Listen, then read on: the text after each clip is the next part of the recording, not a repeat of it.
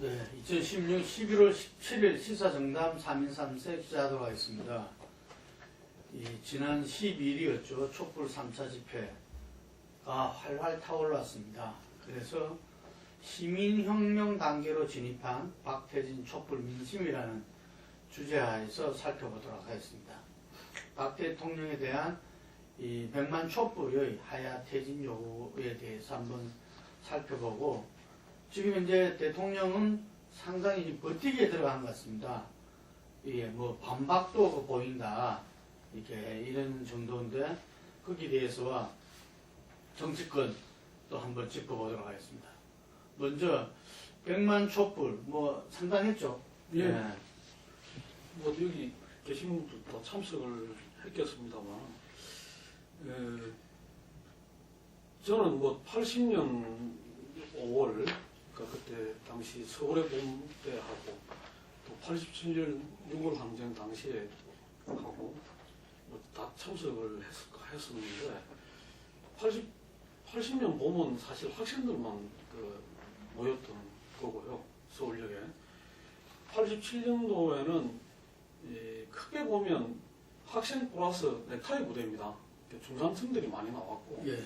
지방에서는 이제 좀 노동자들이나 일부 시민이 가세했다고 봐야 될 거고, 근데 이번은 특징적인 게 그렇게 분류하기가 전혀 불가능할 정도로 시민들 속에 단호가 들었다.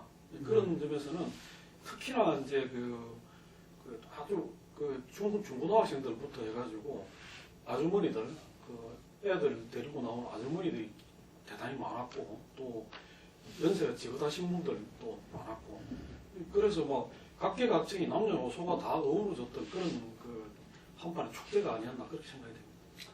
뭐 한간은 최순실이 국민 통합을 이뤄냈다, 뭐 이런 이야기도 있습니다.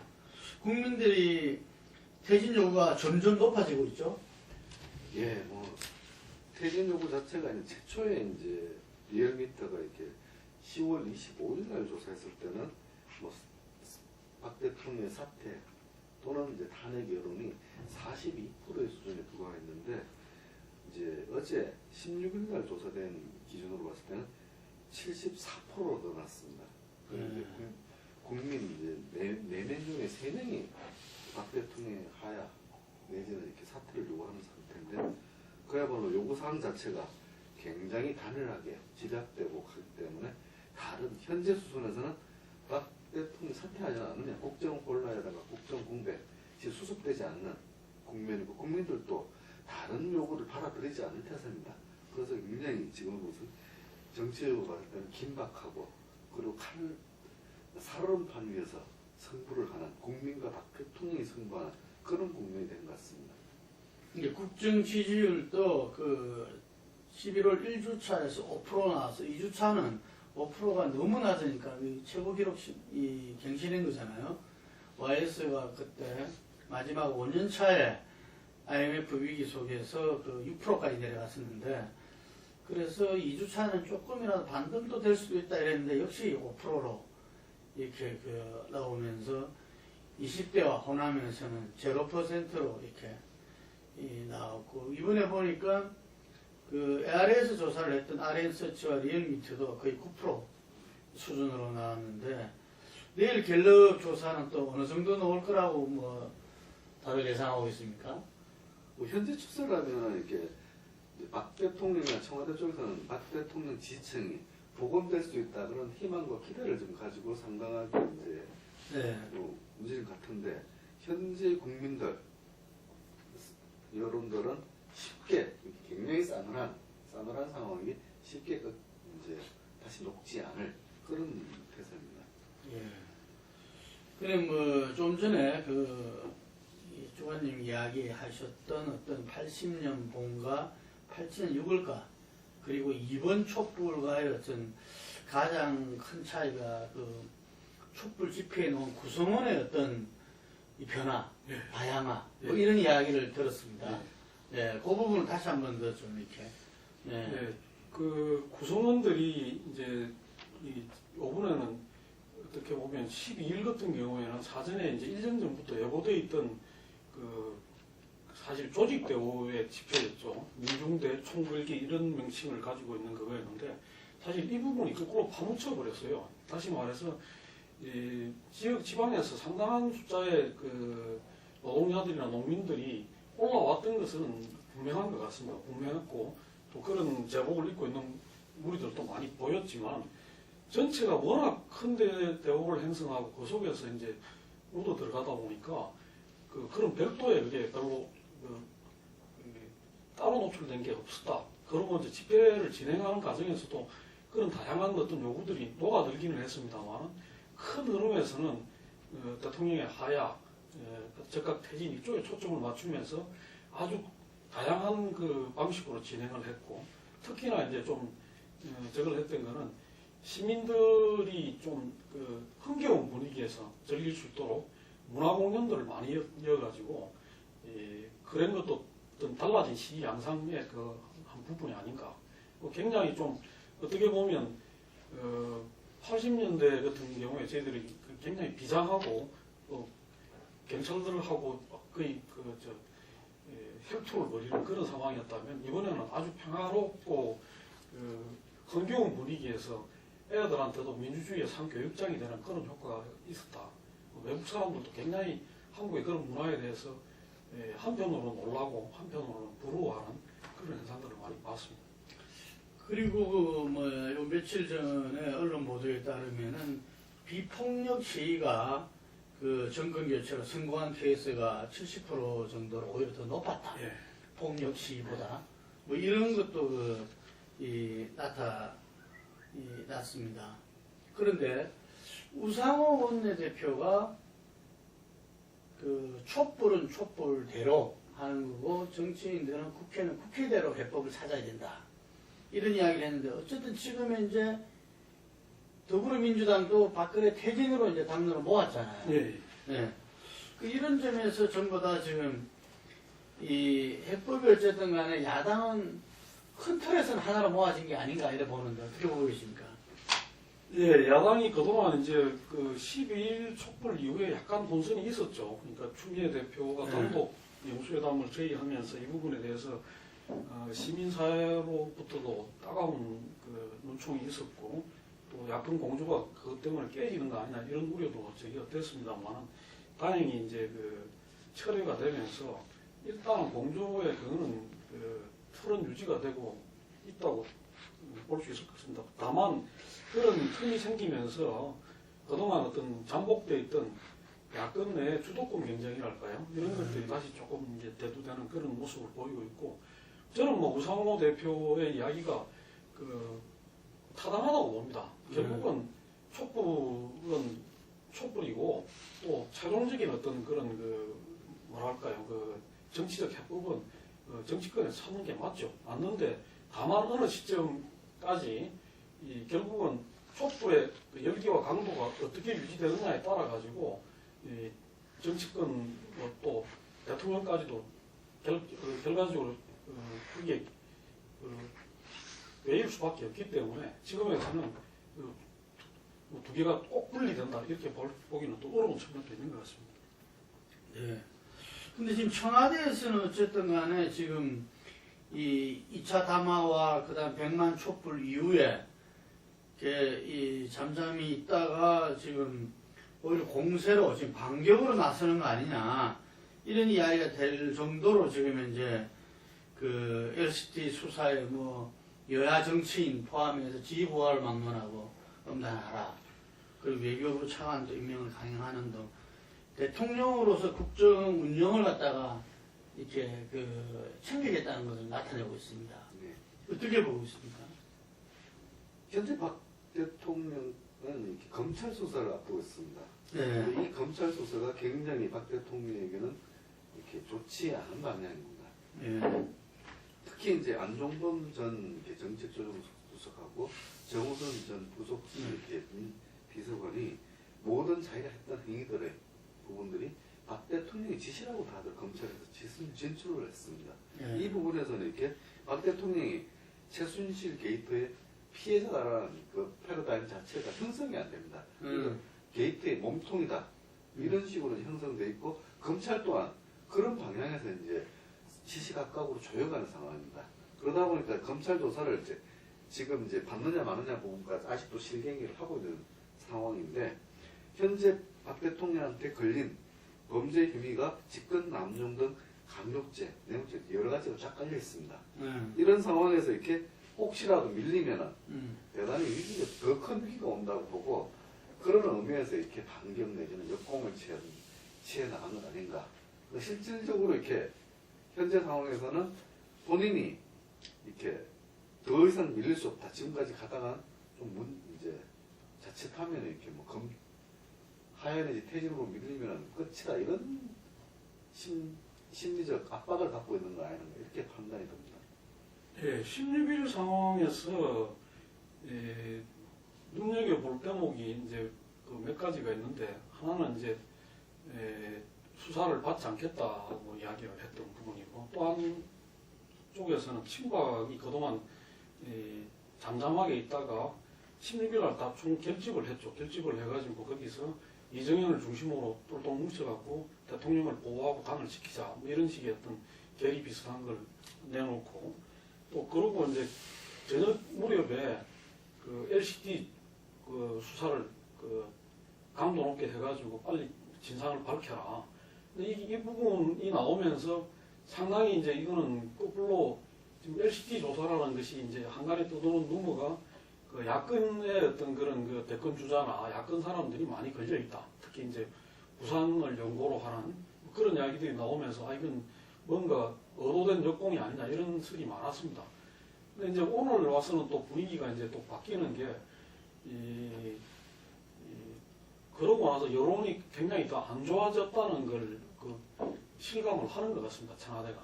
그리고 또 오늘 좀 특이한 그거 중에 그동안 그 보수 쪽에 어떤 그런 그 우군이라고 생각했던 부분이 새누리당 앞에 와가지고 그 보수 단체들 중에서도 제일 좀 가격한 보수 단체들, 서정갑이나 이런 사람들이 리더한 그 단체에서 그 새누리당 해체하고 오적은 그 정계 은퇴하라. 거기서 거명된 오적이라는 게 서청원, 최경환, 이정현, 홍문종, 조원진 그랬습니다. 근데 그 이야기는 더 이상 당신들을 뒷받쳐 줄 수 없다. 그리고 새누리당의 태도에 대해서 우파들도 굉장히 분노하고 있다. 이런 걸 보여준 거기 때문에 새누리당에서 기대했던 어떤 그런 그 소위 말해서 그 좌우 대결 내지는 진보대 보수 대결로 가가지고 보수 측이 다시 결집을 하면서 대통령에게 조금은 숨을 쉴 수 있는 여지가 조성될 거다고 하는 기대 자체가 상당히 좀 무력해진 거 아닌가 그렇게 봐집니다. 전날 이렇게 그 분위기가 있을 때 NCT 이제 수사 지시가 있었을 때 이렇게 많은 이렇게 기자들이 있을 때 이거는 국민하고 전쟁하자는 거냐? 진영 정치에서 이제 상대 정치 진영을 공격하기 위해서 하는 개념이 아니라 이거는 자신의 수사, 자신에게 줘야 되는 수사방을 피하기 위해서 국민에게 전쟁을 걸었는데 라는 말들이 많았습니다. 이것은 도저히 이길 수 없는 싸움을 한 거 아니냐 이렇게 하는 이런 시각도 있습니다. 어쨌든 하야나 퇴진을 불가 입장을 보이면서 탄핵하면 어쩔 수 없다. 근데 속내는 탄핵이 제대로 안 될 것이다. 이런 어떤 계산이 있는 것 같습니다. 우리가 현재 비박을 중심으로 해서 29명이죠. 지금 야권 국회의원 수와 배수되는 이름이 200명이 넘는데, 그래 하더라도 현재 헌법과 법률은 헌재에서 그 부분들을 갖다가 그 탄핵 인용을 되지 않고 기각될 수 있는, 예를 들면 9명인데 9명 제적의 3분의 2니까 6명이 그걸 해야 되는데, 그 박원철 소장이나 이정미 위원이 내년 초까지 임기를 하면은 예를 들어서 남은 7명 중에서 6명이 그 탄핵 인용이 되지 않은 기각이 되는. 그래서 상당히 이 부분에 대해서도 뭐 이렇게 자신을 갖고 있는 것 같아요. 네, 뭐 그런 계산이 작용을 일부 한다고 보는데요. 한편으로 생각을 하면 지금 이 거대한 촛불 민심, 그다음에 또 이런 어떤 그런 역사적 흐름을 과연 거스릴 수 있는 그 집단이나 세력이 있을까 우리나라에, 이렇게 봤을 때는 제가 보기에는 특히나 뭐 정치인들 경우에는 당장 이제 자신들의 어떤 정치적 앞날도 생각을 해야 되기 때문에 국회가 만약에 이렇게 그 탄핵안을 제시를 했는데 여당이 이제 이 찬성이 30명이 안 나와가지고 이게 그 찬성으로 그게 안 되는 그런 현상은 나오지 않을 거다 아직고 헌재라고 하더라도 이런 흐름이 계속되고 그다음에 지금 앞으로 그 특검이나 그 검찰의 추가적인 수사 과정에서 뭐가 나올지 모르는 그런 상황이라고 본다면 이 여론이 더 어떻게 갈지 예측할 수 없기 때문에 그 점에 대해서도 저는 뭐 너무 자고우면하지 말고 특히 야당이 조금 당당하게 갈 필요가 있는 거 아니냐. 그리고 그 부분에서는 실제로 그 헌재에서 기각되는 상황이 있다 하더라도 그것이 그렇게 뭐 대통령한테 그 대통령이 한호작용할 상황이라든가 아니면 또 그 야당이라든가 국민들이 실망할 상황이겠는가 그렇지 않다고 봅니다. 그런 점에서는 이 최선을 다해서 이 특검은 특검대로 하고 또 한편으로 어떤 그 촛불 시민들의 하야 압박은 압박대로 하고 또 정치권에서도 이 탄핵은 탄핵대로 진행을 하는 그런 그 종합적인 어떤 그런 그 역할 분담과 또 화력 집중이 필요한 게 아닌가 그렇게 봐집니다. 실제적으로 검찰 공소장에 박근혜 대통령 범죄 혐의가 그 기술될 때는 이 최순실이라든지 안종범, 정호성 공소장에 탄핵이 현실화될 가능성이 크다고 이야기들이 나옵니다. 예, 뭐 사실 이렇게 야권으로서는 이렇게 과거 노무현 전 대통령이 이렇게 탄핵할 때는 선관위 유권 해석을 이렇게 요건으로 탄핵 요건으로 삼았어요. 예. 그러니까 검찰이 기소만 그러니까 공소장에다가 박 대통령이 범죄면 기소됐다는 것은 기소와 거의 똑같이 이렇게 바라볼 수 있기 때문에 국회로서는 충분히 탄핵 요건이 된다고 보고 탄핵에 들어갈 수 있는 사안입니다. 그렇죠. 그 뭐 내란 외환 그 아니면은 형사소추 자체가 불가능하니까 뭐 기소가 된다 이런 건 있을 수가 없잖아요. 아 그러니까는 그 공소장에 범죄 혐의가 실제로 기술됐을 때는 좀 탄핵에 대한 상황이 상당히 바뀔 수가. 네. 그 지금 검찰에서 나오는 이야기는 이 박근혜 대통령하고 지금 3인 그 정호성, 안종범, 최순실이 공범이다. 그렇게 기술을 한다는 겁니다. 공범이라는 용어가 써지고 그다음에 제목들이 좀 나열이 되게 되면 여론은 더 이제 그 나빠지지 않겠느냐. 그리고 그 저런 대통령을 그 두고 이 뭐 임기 운운하는 것 자체가 굉장히 좀 모순된 상황이 될 수밖에 없는 그런 게 아닌가 그렇게 봐집니다. 어쨌든 간에 지금 뭐 개인 변호사다 이러면서 유영아 변호사를 갖다가 지금 했는데 이 유영아 변호사의 이야기는 어쨌든 선이다, 통치행위다. 지금 이 두 가지를 해서 그냥 이렇게 아마 이 조사라든지 여러 문제에서도 좀 이 최순실 게이트랄까 이 부분은 버티려고 지금 하면서 국정 운영은 이렇게 그 해나려고 하는 이런 건데 좀 야당에서도 만약에 대통령이 계속 버틴다면은 대통령이 제안했던 그 이른바 책임 총리 이것도 좀 현실적으로 고려해야 되는 거 아닌가 하는 생각도 드는데. 그래서 지금 오늘부터 이제 사실은 이제 이 어떤 상황을 대비하더라도 총리를 빨리 지금 그걸 하는 게 중요하다. 그래서 이제 박지원 국민의당 대표 경우가 이제 대통령과 야3당 그 영수회담을 하자. 거기에서 논의해야 될 가장 중요한 사항이 후임 총리를 뽑는 것이다. 그렇게 했고 그 이야기는 동시에 이제 여러 시민사회에서도 나오고 지금 이 상태에서 대통령이 하야를 하더라도 황교안에게 이미 한번 그 김명중을 그걸 하면서 그 후임 총리로 내정을 하면서 황교안이란 현 총리는 지금 어떻게 보면 이미 그 불신임을 당했다고 봐야 되는 거죠. 그런데 그 총리가 이 대통령 권한 대행을 하는 상황이 오도록 방치하는 것은 그 문제가 있다. 그래서 빨리 이 총리 후임자를 그걸 해가지고 결국 지금 상태에서는 그 현직 대통령이 임명하도록 할 수밖에 없기 때문에 그 숫자까지는 바로 봐야 되는 거 아니냐 이렇게 생각을 하는 것 같습니다. 야3당의 어떤 합의가 어떻게 모아질지 지켜봐야 될 것 같습니다. 그러니까 국정교과서라든지 지금 한일 군사 정보보호 협정이라든지 사드라든지 이런 부분들이 지금 뭐 계속 그냥 진행되고 있잖아 지금. 예, 그래서 이 아마 그 선제 조건 없이 전제 조건 없이. 예, 전제 조건 없이 지금 예, 그 야 3당, 예, 예, 야 3당 정의당 포함해서 그렇습니다. 하자는 이야기. 예, 예. 그러면 새누리당 어떻게 됩니까? 새누리당은 지금 들어가 있지가 않죠. 음, 예. 지금 이렇게 영수회담을 해서 이렇게 이제 야당이 원하는 대로 새로운 신임 총리를 만들어 낼 수 있다는 것은 굉장히 이렇게 중요한 미래의 이렇게 과도내 가지고가 여러 가지 굉장히 중요한데 이제 이재명 씨가 오늘 아침에 이렇게 이제 CBS 라디오에서 이렇게 인터뷰를 한 내용이 있습니다. 네. 박 대통령이 자기 물러나라고 하는 총리를 임명하겠느냐 기대하지 말라 이런 취지로 말했습니다. 근데 이것도 어떻게 보면은 버티는 박 대통령이 이거 수용할까 이런 또 의심도 나온 상황입니다.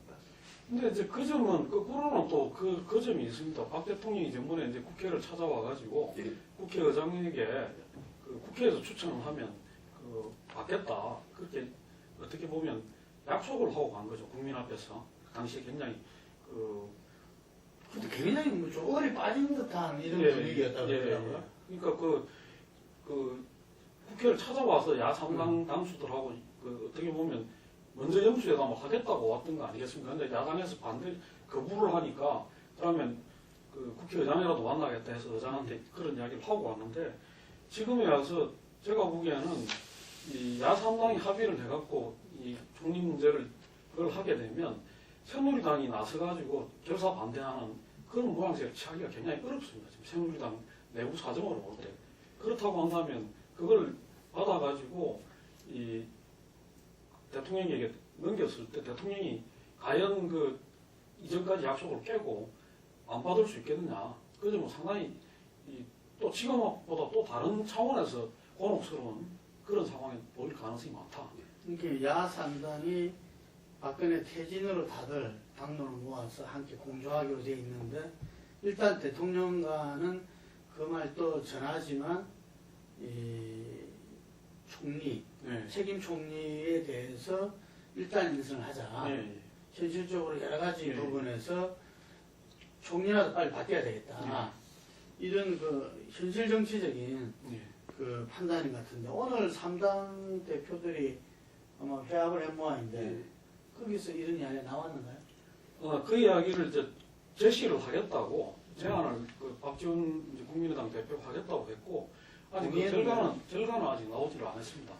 딴 분들이 동의했는지. 예, 결과가 아직 최종 결과가 나오지는 않았습니다. 근데 문제는 이 대목에 대해서 지금 국민들이나 시민사회나 이쪽에서 아주 촉각을 곤두세우고 자칫 지금 야당끼리 주도권 싸움이나 아니면 서로 이제 어떤 이해 계산 이런 걸로 가게 되면 야당도 마찬가지로 지금 청와대만 방 빼는 게 아니라 너희도 또 방 빼라는 이야기가 즉각 나올 수 있는 상황이기 때문에 야당도 아마 심각하게 생각을 하고 대처를 하지 않을까 이렇게 봐집니다.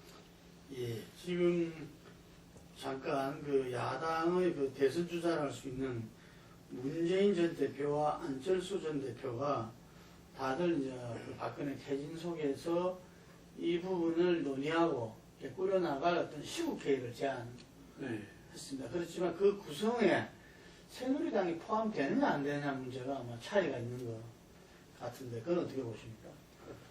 이 부분들은 이렇게 이제 정치권 내에서 푸는 방향으로 갔을 때는 이제 여야 이제 비상시국회라고 해가지고 네. 이제 새누리당 중진 또 비박계 중진들이죠. 네. 이 부분들을 포함해서 가는 구조가 있으니 이렇게 민주당 같은 경우는 시민사회단체, 이 시민단체와 같이 가는 회의체를 이제 선호하고 있고 국민의당 같은 경우는 이렇게 시민단체가 참여하기보다는 이렇게 정치권이 같이 꾸려나가자 뭐 이렇게 지금 나가 약간의 이견들은 있는 상황입니다. 근데 어쨌든 이게 실질적인 힘을 발휘하려면 함께 뭔가 결론이 나야 안 되겠습니까? 예, 그것도 오늘 야삼당 대표가 만나면 어떤 방향으로 또 박지원 대표는 또 시민사회가 참여하는 그거에 대해서 좀 반대 입장이에요.